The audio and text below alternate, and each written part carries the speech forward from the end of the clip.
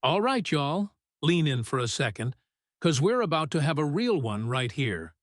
Do you realize what time it is? Because we're not talking months anymore. We're not talking theoreticals. We're talking days, 13 of them to be exact, until Chicago Bears rookies report for training camp.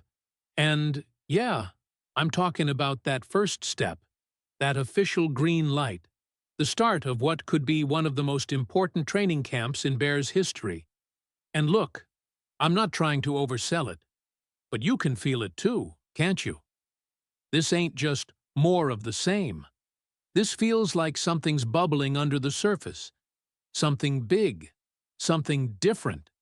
Because for once in a long, long time, this team doesn't feel like it's spinning its wheels.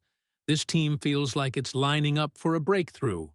And I had to sit down and really dig into it, really try to answer the big question on all our minds. Are the Chicago Bears actually ready to make the playoffs this year? Now I know, some people think it's too soon, that we're still building, still figuring it out. But man, when you really look at what's happened this offseason, when you dig into the coaching changes, the roster upgrades, the momentum from last year, you start to realize that this ain't the same old Bears. And that's what we're breaking down today, because I didn't just think about it. I took the time to rank every team in the NFC, top to bottom, to figure out exactly where Chicago fits in. And I got takes, I got thoughts, and I'm bringing them all to you, so let's kick this off right. Number 1 in the NFC. No surprise, I got the Philadelphia Eagles. And look, you can say what you want about Mahomes pulling magic in the Super Bowl, but the truth is, the Eagles were the better team all the way through. Stats, film, vibe. They were just dominant. And they bring back all the key guys. Still got Sirianni running the show. Hurts under center. Defense loaded. Smart drafting. Smart free agent pickups. It's just hard to knock them off that top perch. You feel me? But now here's where it gets spicy. Because number 2, I'm putting the Los Angeles Rams. And yeah, I know a lot of folks probably wrote them off, but hear me out. Stafford still slinging it, McVay still got the juice, and now they got Davante Adams instead of a declining Cooper Kupp? That's a cheat code on offense, man. And that young defense, if it takes a step, it's game on. So don't sleep on the Rams, 'cause I see them coming with smoke this year. Now number 3, I got Detroit, and you already know. I give 'em props where props are due. Dan Campbell got those boys believing. They've built a culture that's physical, tough, and unified. But let's not ignore the elephant in the room. Ben Johnson is gone.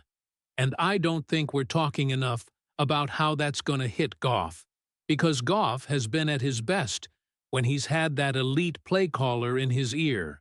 First McVay, then Johnson. So now the real question is, can he still deliver without a genius whispering in his helmet? We'll see. And don't get me wrong, I still got them winning the division. But I don't think it's by a mile anymore.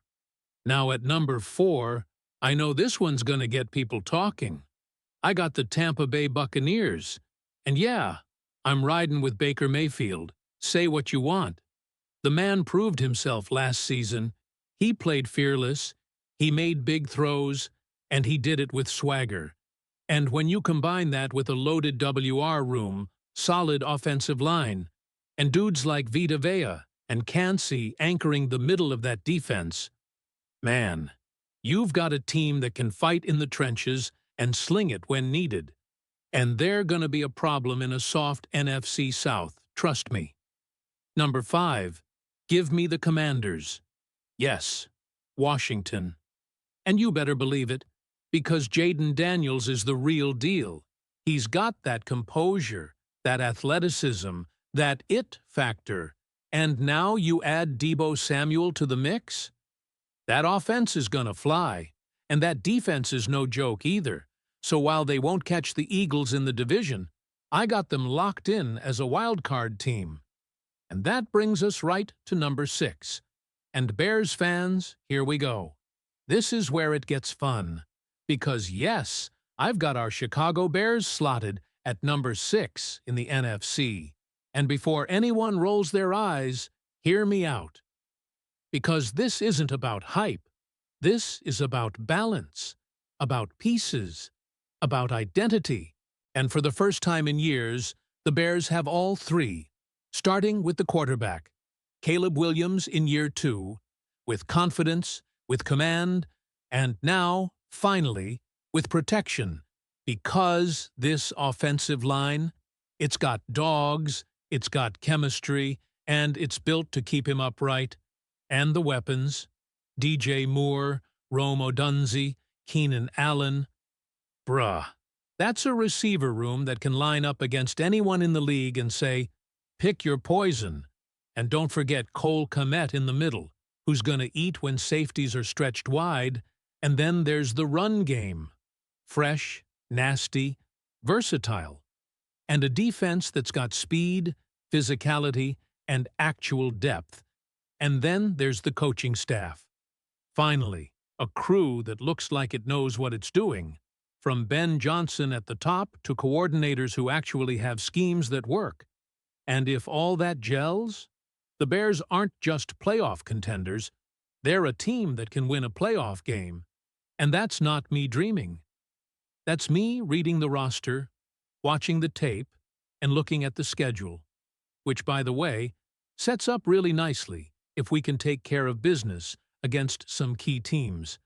And at number 7, to round out the playoff field, I've got the Minnesota Vikings. And here's the logic. Yeah, J.J. McCarthy's a rookie, but they've still got a defense that can hold its own. And Kevin O'Connell knows how to get the most out of whatever quarterback he's got. And we've seen this team win with less before, so I think they sneak in. But now, let's talk about the teams that don't make it, starting with the Green Bay Packers at number 8. And look, I respect Jordan Love, I do. But he's still a little too streaky for me. And this team has a weird energy, like they're in between eras, and they're not quite sure who they are yet. At number 9, I'm dropping the 49ers, and I know, that's a big call. But I'm seeing cracks in the foundation. Age, injuries, and Purdy needing to keep being Superman just to keep them afloat. And then, number 10, the Dallas Cowboys. And let's just keep it a buck. They're flashy. But when the lights get bright,